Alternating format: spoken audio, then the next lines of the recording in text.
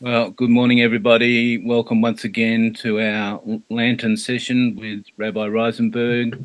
Always great, always more information, always new information, and always great discussion. So we welcome the Rabbi and we pass over to him. Yeah, so thank you very much, everybody, for joining us. Even though Pastor Michael's been kind enough to help me, I've still got a problem with from the YouTube clips. You may see some commercials for McDonald's. They're not sponsored by me, so just a technical glitch.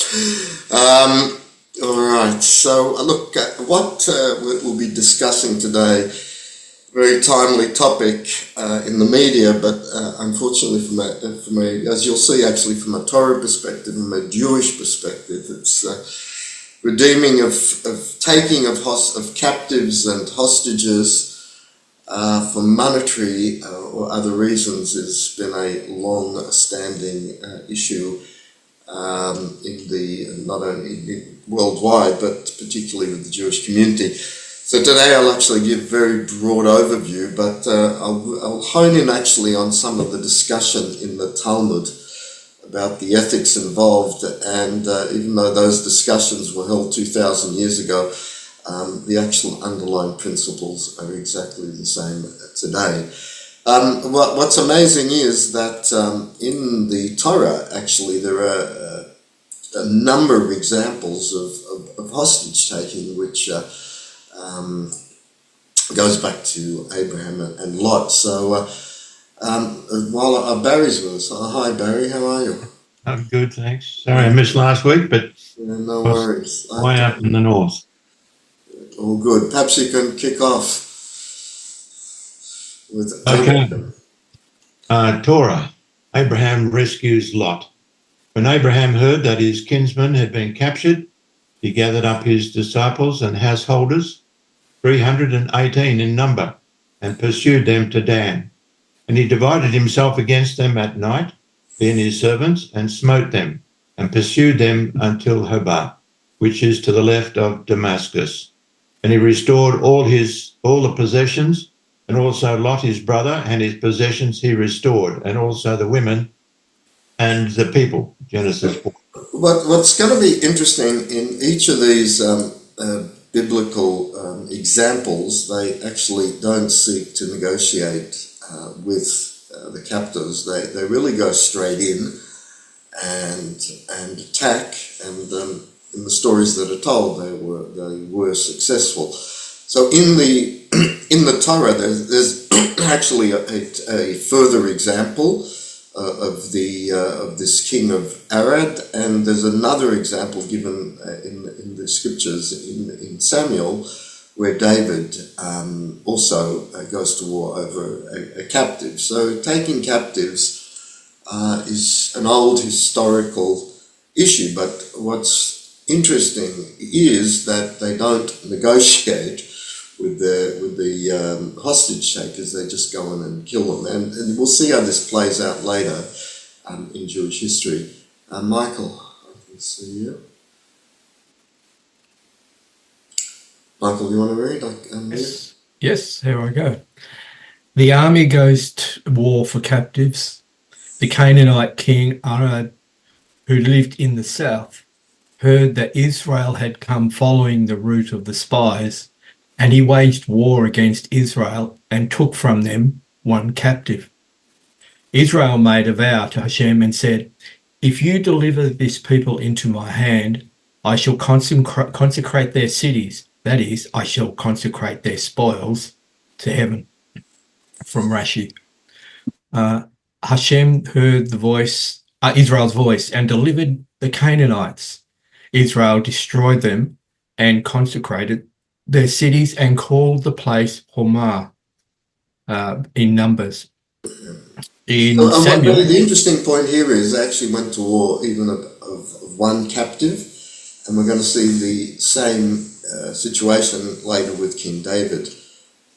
When the Amalekites attacked the town of Ziklag, taking the women captive, King David did not sit down at the negotiating table, but went to war against them and saved the prisoners.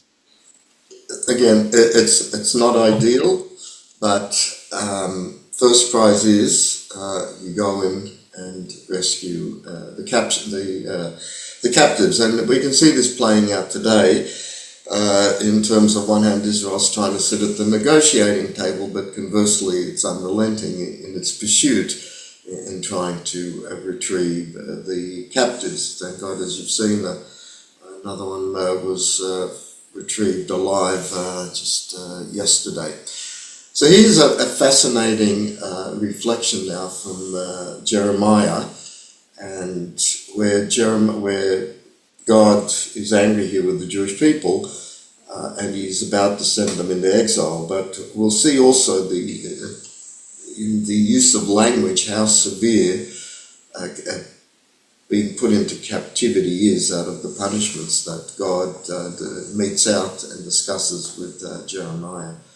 Who can I see? Tony, I can see. Tony, just unmute. Yeah. Hashem said to me, I think that's Jeremiah, Jeremiah, even were Moshe and Shmuel to stand before me and plead on behalf of the Jews, I have no interest in this people. Send them away from before me and they shall go. Jeremiah, where are we going? Tell them. He that is destined for natural death will meet natural death. He that is destined for the sword will meet the sword. He that is destined for hunger will perish through hunger. And he who is destined for captivity will be captured. Jeremiah 15:1. So just as we can see, there's a gradual sequence of these punishments, and here the Talmud discussing this and makes them the following observation. Yeah, continue, Tony. Yeah. Rabbi Bar Mari said, violent death is more severe than natural death. Death from starvation causes far greater suffering than violent death. Being captured is a greater calamity than death itself because it includes all the others. Look, and once again, unfortunately, we've seen this in sort of the interviews with the hostages. As just this Bedouin, I just read his testimony, how he was virtually starved. He was in captivity, virtually and in darkness through this whole period. He was given a slice of bread and some dates, and I think he lost 45 pounds in the old measurement of his body weight. And this together with the sort of mental torture of just being in captivity.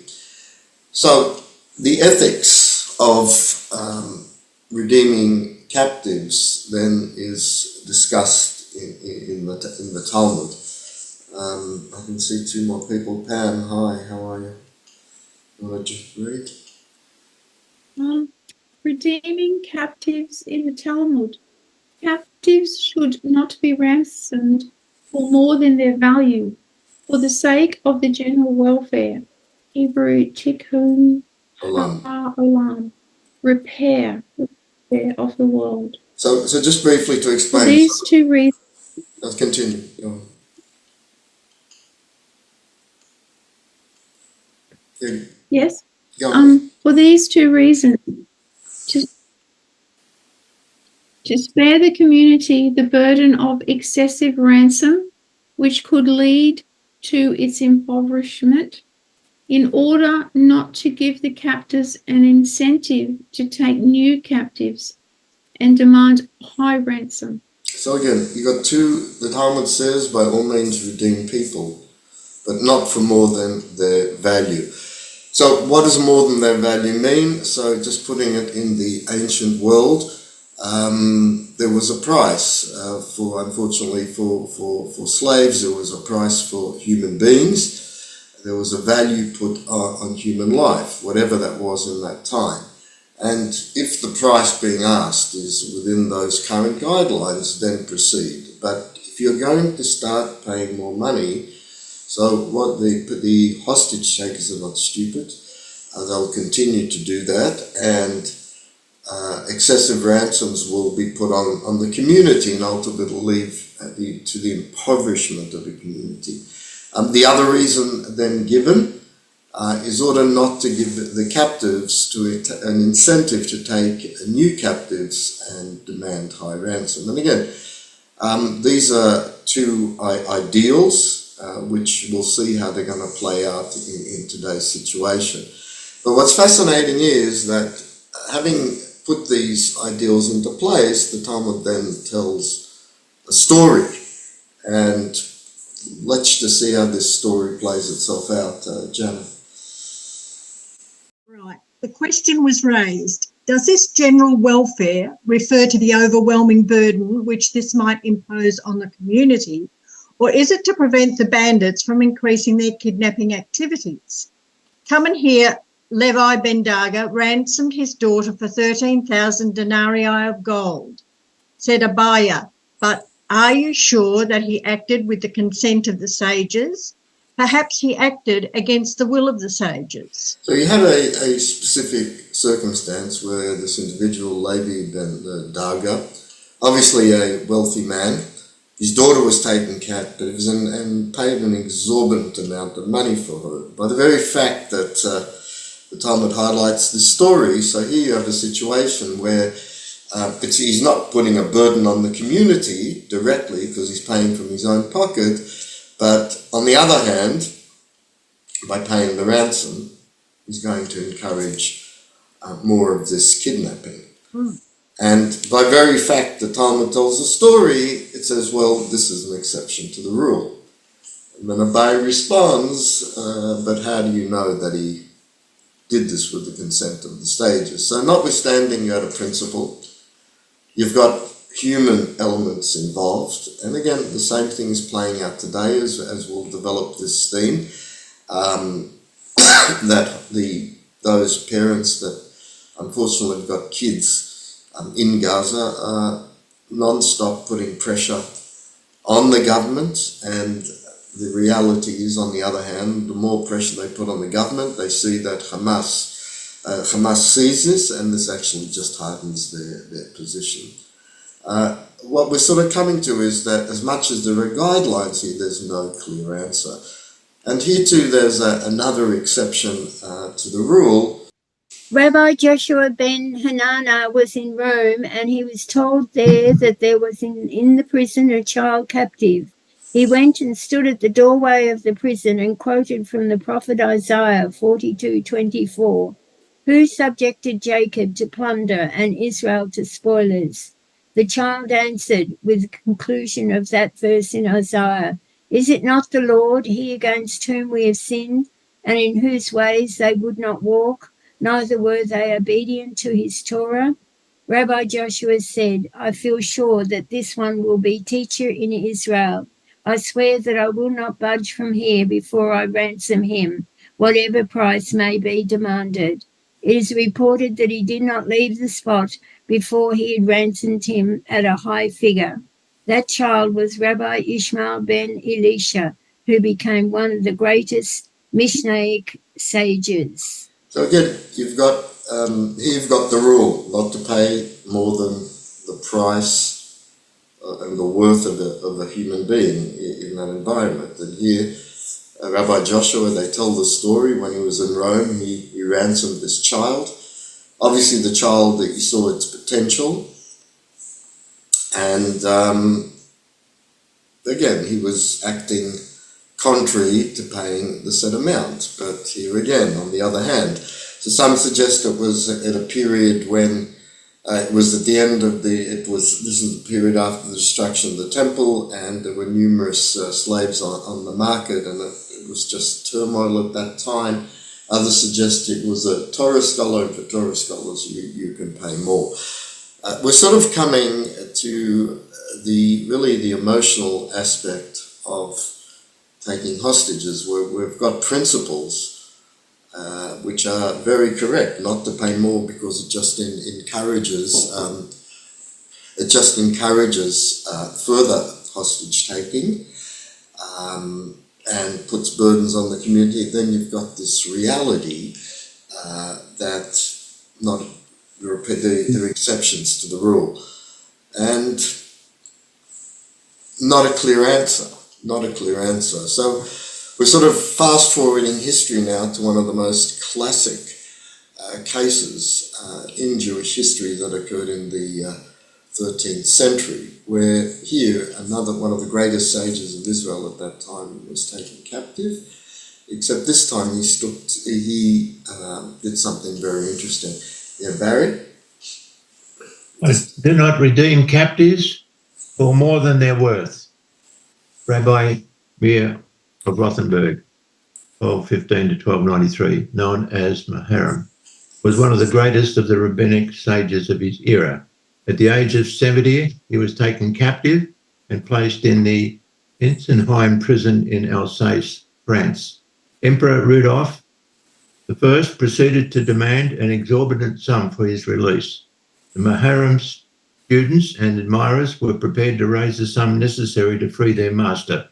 Maharam rejected this. His rationale was that this would lead to the capture of other Torah leaders. Rabbi Meir died 7 years later in captivity. Tragic saga of his imprisonment came to a close when his body was ransomed 14 years after his death by Suskind Wimpfen, who was subsequently laid to rest at his side.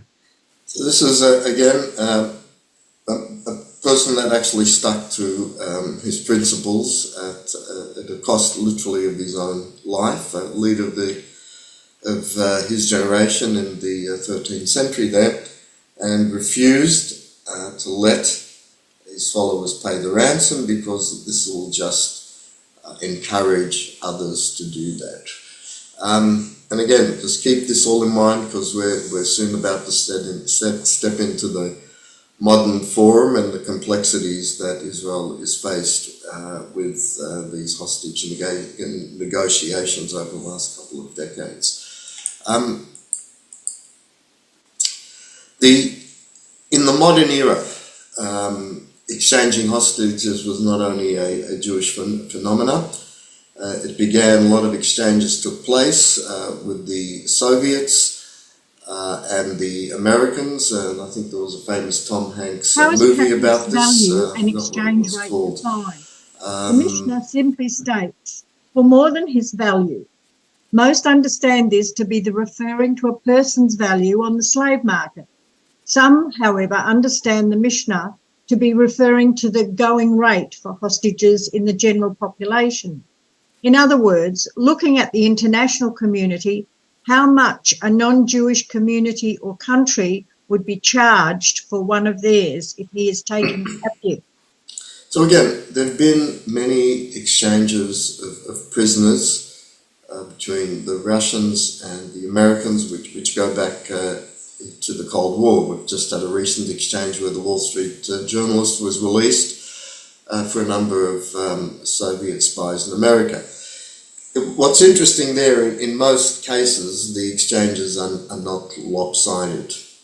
There is a balance. In the case of Israel, the ratio of numbers have always been quite different. So to begin with the modern era, let's look at two extreme examples. One will be Entebbe, and the other one will be the Munich massacre. And they will present two extremes, and then we'll see how that plays out to other hostage exchanges. Barry, I can't see. Yeah, look, I'm going to read this one because one of the guys that was second in command is I know quite well. Yeah, well, what's that chap's name? He's done the rounds. Sherman, no? Something. Yes, Sherman. Yeah. Yes. Rami Sherman, yeah. Yes, Rami, lovely fellow. He's in a kibbutz up there in the north somewhere and doing it tough. I got an email from him just recently. He's still up there, is he? Big fun. He's still in the kibbutz, or he's back here? I understand, still in the kibbutz, yes. Yeah. And doing well, but he was very subdued, and obviously there's a lot of pressure there. We don't know the half of it probably, but this is an incredible story. There's a movie on it that you need to watch at some point. Anyway, Sorry, Barry, I missed. Who are we talking about? Rabbi Sherman. Ah, yeah, right. Mm. Yeah, he's done the rounds here, telling his story. We actually had him at Central as well.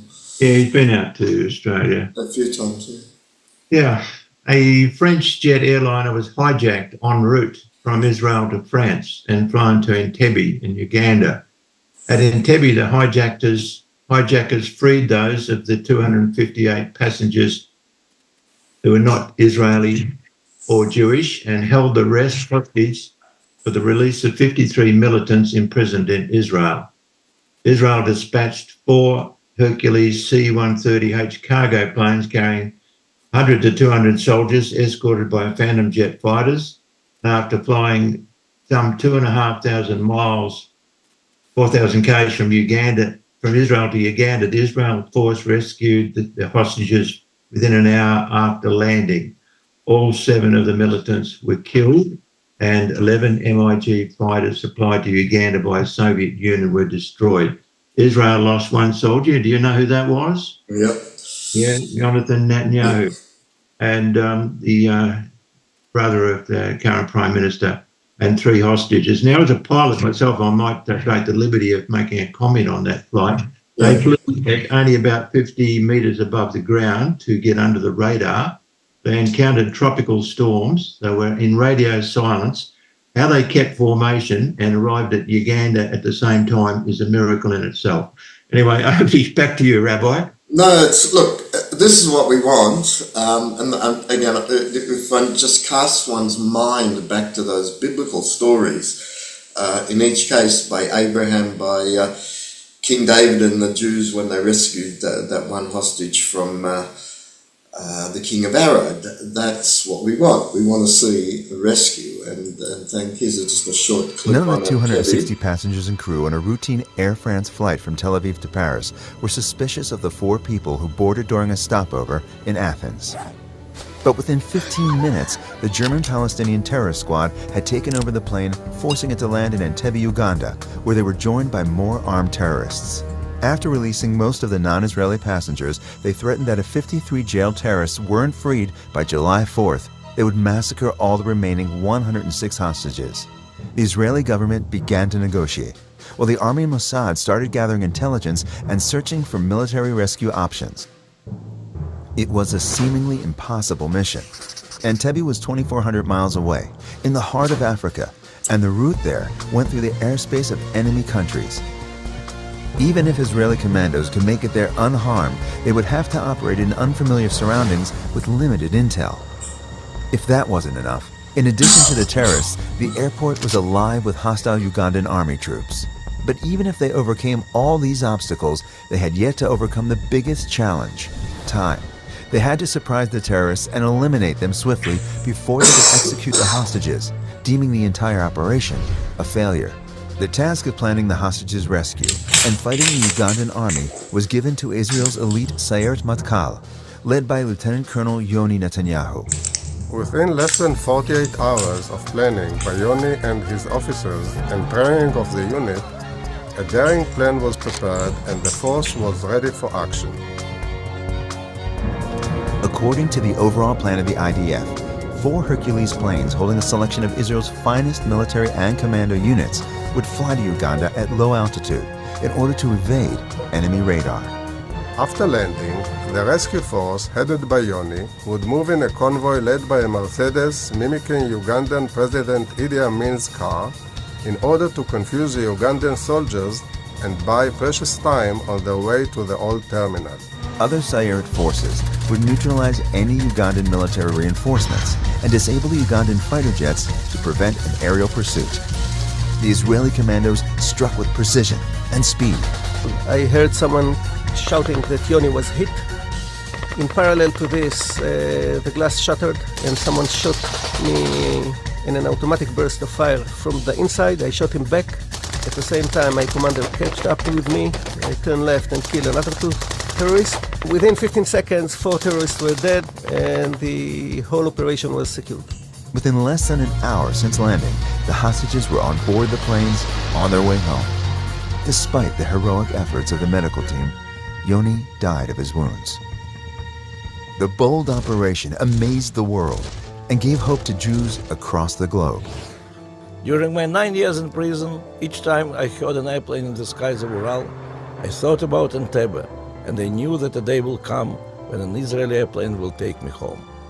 Yoni, an unknown hero until the operation, was mourned by the entire nation and became a legacy of courage, commitment, and leadership for generations of Israeli commanders.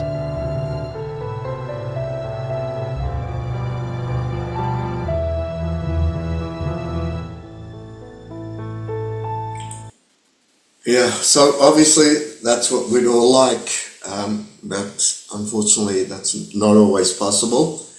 Again, bearing in mind Israel at this point has had a policy not to negotiate with terrorists.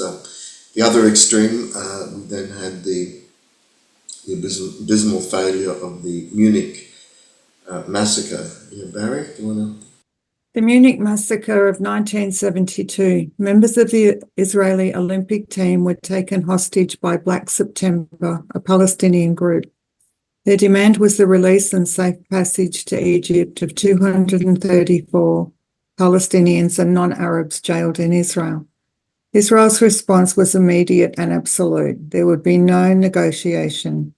In that instance, the position of non-negotiation with the terrorists. Yeah, so until that time, there was non-negotiation with terrorists. Unfortunately, that situation did not end well. Here's just a very short clip about that period. A masked gunman steps onto the balcony of 31 Connolly Street in Munich's Olympic Village. He knows the world is watching. Hundreds of TV cameras in place to cover the Olympic Games, now trained on this window. Inside, 2 Israeli athletes are dead. Another 9 Israelis held hostage by a group of Palestinian gunmen calling themselves Black September. A hastily established crisis team is trying to negotiate their release. The terrorists want hundreds of Palestinian prisoners released from Israeli jails. Nothing else will do. Issa, the chief, told me more times, even when I asked again, don't try. I'm a soldier. I got an order. I have to fulfill that order. You offer us a window, and this window we have to use to show the situation of our people. Security at the Games was minimal, and for reasons still unclear, officials also appeared to have ignored one of 26 possible terror scenarios, which specifically warned of a possible hostage-taking by Palestinian militants. The lax security approach was deliberate. Authorities wanted to show a very different Olympics and a very different Germany from that of 1936, when Hitler had hosted the Games in Berlin. But this fear of appearing in any way militaristic had given rise to a police force that was completely ill-equipped and untrained to deal with terrorism. The plan to pledge the terrorists safe exit, then kill them, went disastrously wrong. In a firefight at a nearby military airfield, the terrorists turned their guns on their hostages. Once the firing stopped, all 9 of the Israeli hostages, a German policeman, and 5 of the 8 terrorists were dead. Fencing coach Andrei Spitzer was killed that night. His wife Anki remembers visiting the flat in Connolly Street. I went up and by myself, and then I stood there in the room. And the chaos was incredible because, blood all over the place. They brought them food that they didn't eat. They didn't let them go to the bathroom. It was total chaos. And I just stood there and looked, and I said to myself, if this is where they spend the last hours of their life, I am going to talk about it. I have to tell about it. Olympic dreams shattered in a very black September, when the face of international terrorism, now all too familiar, made its horrifying grand entrance onto the world's television screens. Diana Magne, CNN, Berlin. So that was then the other scenario. So the fact was the first prisoner exchange occurred in 1979. It was lopsided. Actually, Barry, you want somebody? The first major prisoner exchange, March 14th, 1979. The Norris Exchange, operation between Israel and the PLO, resulted in the release of Israeli soldier Abraham Amram. He had been captured on April 5th, 1978. In return, Israel released 76 prisoners from various Palestinian fractions, including 12 Palestinian women. So that was the breakthrough, and at that point, one of the great leaders of Jewry really came out against what was being done, and by crossing that line, the Israelis were sending a message to their enemies that they have no red lines, that if you push them hard enough and long enough, you can get whatever you want. And again, and here comes the point. Here there was no, perhaps that they would not do this again. The terrorists had openly declared that they intended on committing more abductions in the future based upon this encouragement. The other, just to add this dimension, in history, any other situation of hostage taking, the reason why you took hostages is that you wanted financial gain. In this particular situation that Israel's dealing with, it goes beyond an exchange. You are actually, by releasing these prisoners, you are putting terrorists, you're putting them back in the community and therefore adding a further danger to the community. And we've seen this just recently. There was a terrorist killed by the Israelis, and it was just one of these hostages that had just been recently released in the first exchange. This leader, this Sinwar, this evil man, was released in the Galit Shalil exchange. So this is a further dimension to this whole conversation, and makes it even more difficult how one has to deal with it, particularly from the family's point of view, if they've got people in captivity. And conversely, at that point, you had this other point of view. I see this as a supreme moral responsibility the State of Israel owes each of them. This is our humane moral obligation to the fate of an Israeli, and certainly to the fate of an IDF soldier sent into battle at our command. Again, on the other hand, and when he was defense minister, Israel owes a responsibility. We send people to war. If a soldier's caught, it's our moral responsibility to redeem him. Obviously, the question is, on the other hand, at what cost? So just to conclude, we'll just to show this short clip, a little bit dated, but certainly the underlying themes are relevant of the Galit Shalit exchange.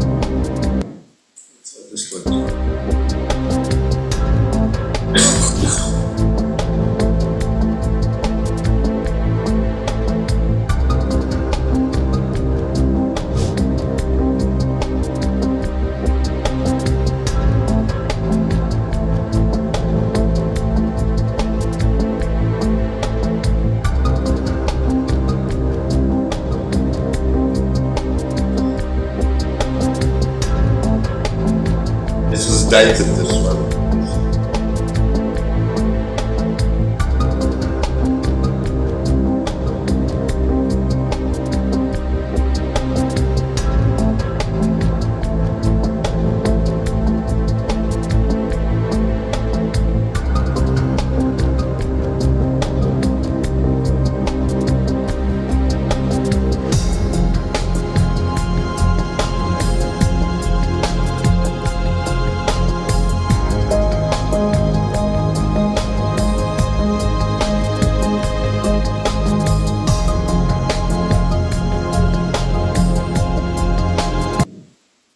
Last slide, perhaps Barry, you could read this, which actually sums this up. Said by the ultimate dilemma for Israel. Israel is religiously and morally obliged to do everything it can to rescue Jews held hostage. At the same time, it is religiously and morally and politically obliged to defend the Jewish state as a whole. This is an irreconcilable dilemma because its enemies are there to take advantage of the contradiction every time. Seth Mandel, Commentary Magazine. Yeah, it's a dilemma, isn't it? That's why, just to finish up, it's just an impossible situation here. On one hand, you've got a duty to defend Israel as a whole, and therefore by releasing these terrorists, you're literally putting murderers on the street, but conversely, human lives are at stake, and Hamas is fully aware of this and just exploits this to the hilt.